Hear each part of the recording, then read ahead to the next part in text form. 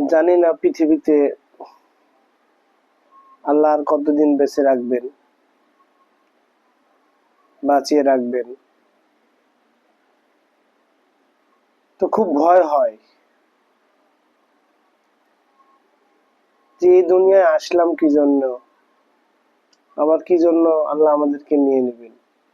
আল্লাহর তো প্রতিটা সৃষ্টির পিছনে আপনার একটা খুব লক্ষ্য বা উদ্দেশ্য আছে।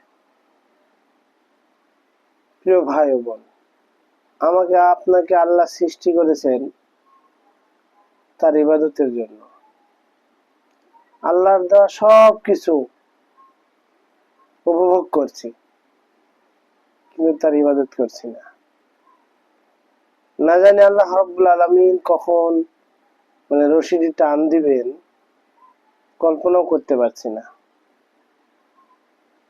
নিজের পাশাপাশি সকলকে দিয়ে ভাবি যে আল্লাহ, সকলকে তুমি সমস্ত বিপদ আপদ, সমস্ত পরীক্ষা থেকে হেফাজত করো। কিয়ামতের দিন কেউ পার পাবে না ভাই। বিশেষ করে মা বোনদেরকে বলি, তারা অনেক বেপরোয়া, অনেক বেপরোয়া। আসুন ফিরে আসি, আল্লাহর দিকে ফিরে আসি।